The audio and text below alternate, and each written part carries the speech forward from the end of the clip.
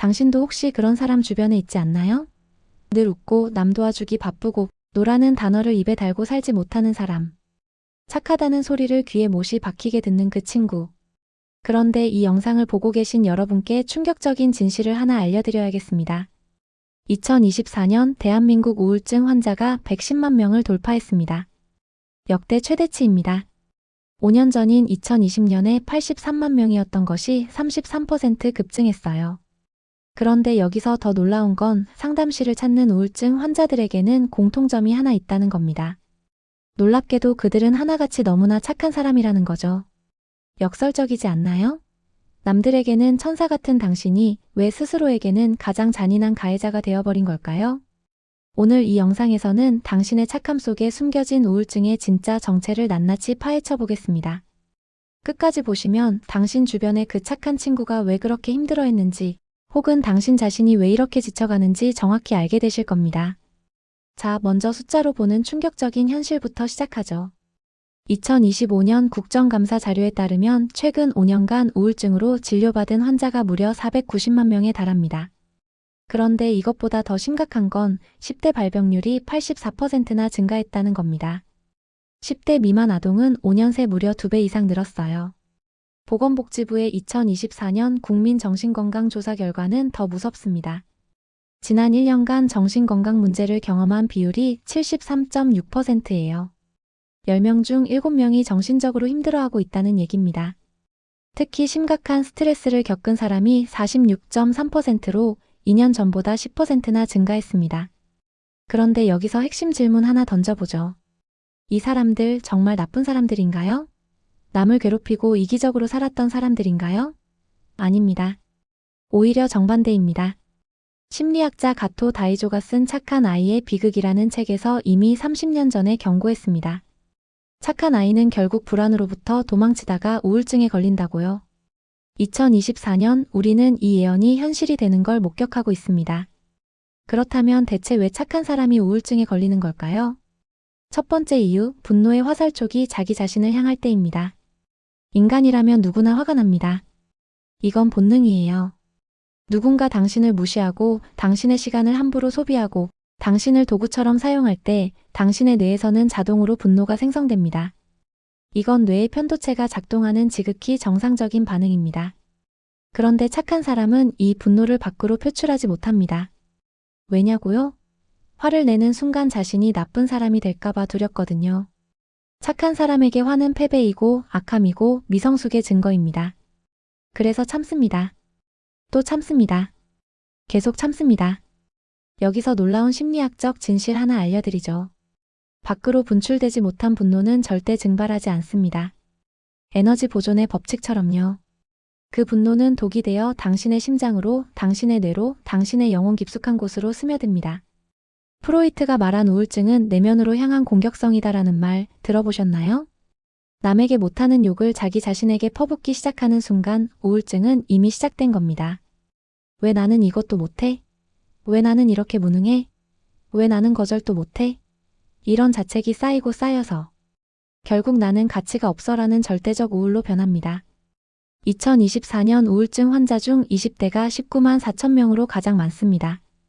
이들 대부분이 직장에서, 학교에서, 인간관계에서 착한 사람 역할을 강요받고 있어요.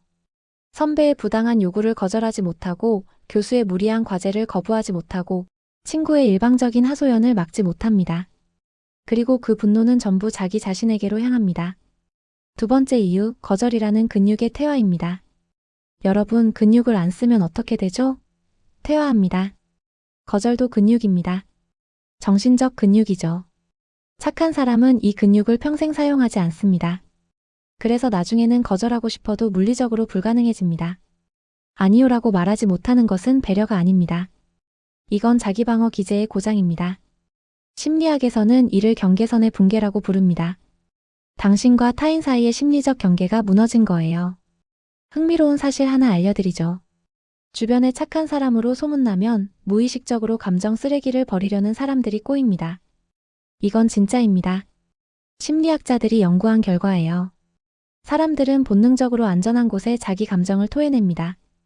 화나는 일, 짜증나는 일, 하소연할 일이 생기면 자동으로 쟤한테 말하면 들어줄 거야 라고 생각하는 사람을 찾아가요. 그 사람이 바로 당신입니다. 비유하자면 이렇습니다. 당신의 마음은 지금 5인용 소파인데 50명을 앉히려고 하는 겁니다. 프레임이 박살나고 있어요. 스프링이 튀어나오고 있어요. 그런데 당신은 여전히 괜찮아, 한 명 더 앉아라고 말하고 있습니다. 2024년 정신건강조사에서 정신건강 문제를 겪은 사람 중 무려 73%가 병원을 방문하지 않았다고 합니다. 특히 착한 사람일수록 병원에 안 갑니다. 왜냐고요? 이 정도는 아무것도 아니야. 남들은 더 힘들 텐데 내가 약한 거야, 이런 생각 때문이죠. 세 번째 이유, 가짜자아의 24시간 연극입니다. 영국의 소아정신과 의사 도널드 위니콧이 제시한 개념이 있습니다. 거짓 자기라는 개념이죠. 착한 사람은 진짜 자기가 아닌 가짜 자기로 살아갑니다. 타인의 기대에 부응하는 착한 나라는 가면을 쓰고 24시간 연극을 하는 겁니다. 아침에 눈 뜨는 순간부터 밤에 잠들 때까지요. 이 가면을 유지하기 위해 뇌는 엄청난 에너지를 씁니다. 신경과학적으로 보면 전전두엽 피질이 과도하게 활성화됩니다. 끊임없이 지금 내 행동이 착해 보이나? 저 사람 기분 상하지 않았나? 내가 뭘 더 해줘야 하나를 계산하거든요.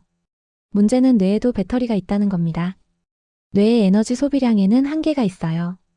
가면을 쓰고 사는데 너무 많은 에너지를 쓰다 보면 정작 중요한 것들, 예를 들어 감정 조절, 의사결정, 창의적 사고, 이런 것들에 쓸 에너지가 바닥납니다.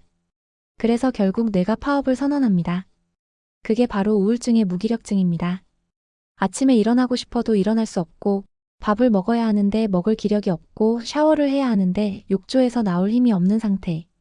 이건 게으름이 아닙니다. 뇌가 당신에게 보내는 최후의 경고입니다.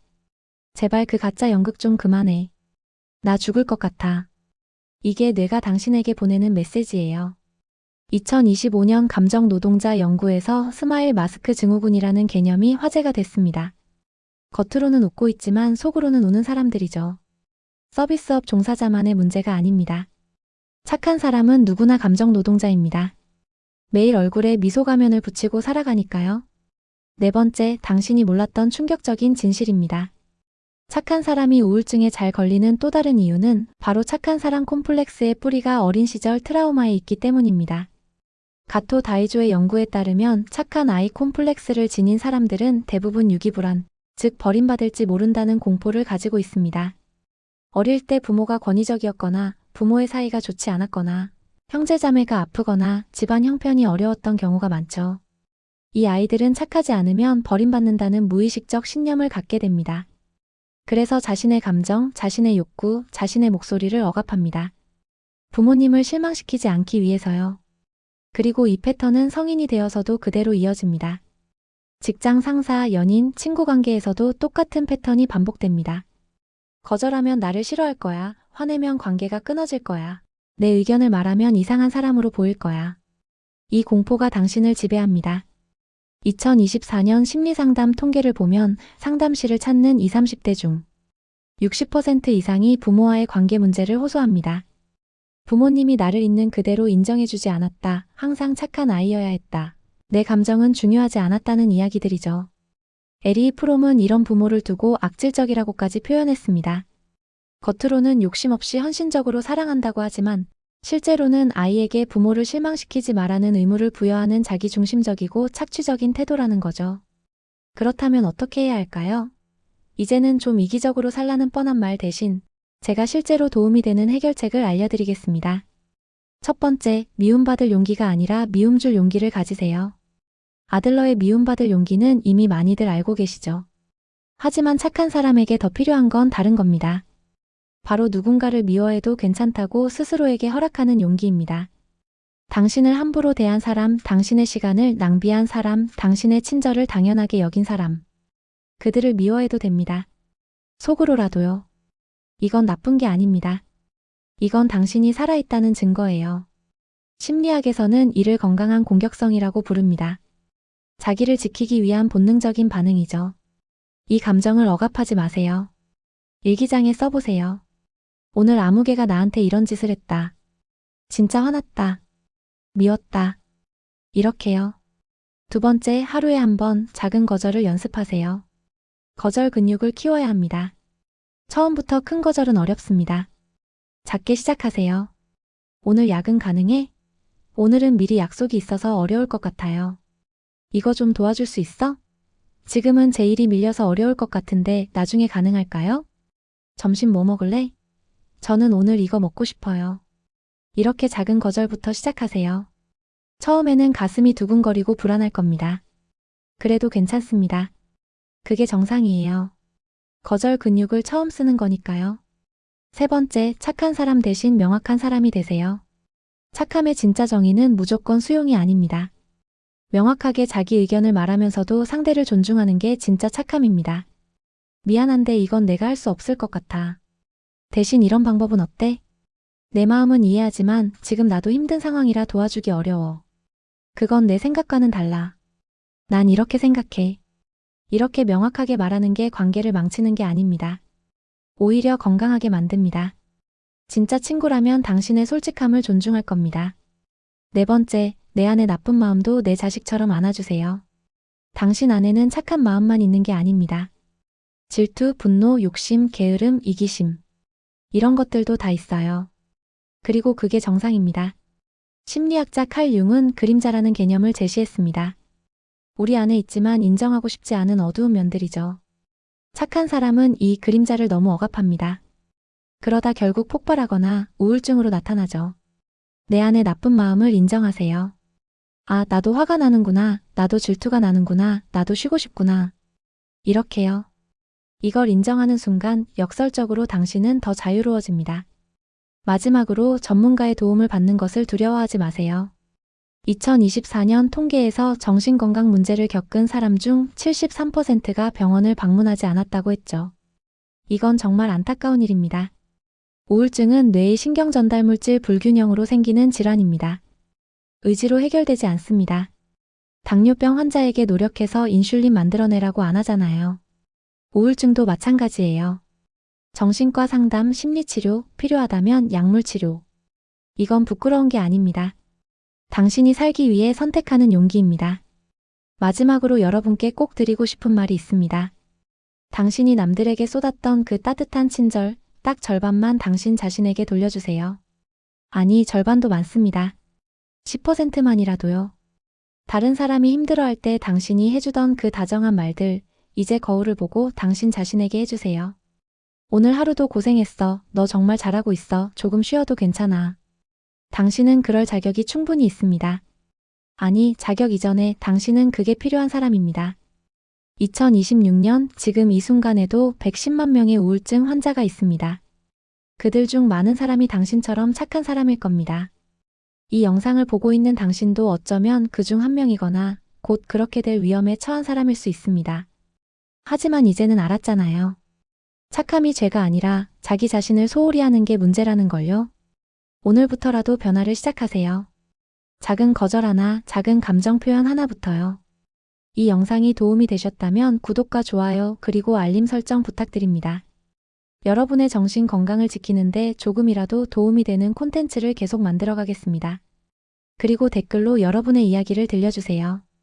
나도 착한 사람 증후군이었는데 이렇게 극복했다. 나는 지금 이런 부분이 힘들다, 이런 이야기들이요. 우리 함께 건강한 마음으로 살아가는 방법을 찾아봐요. 마지막으로 꼭 기억하세요.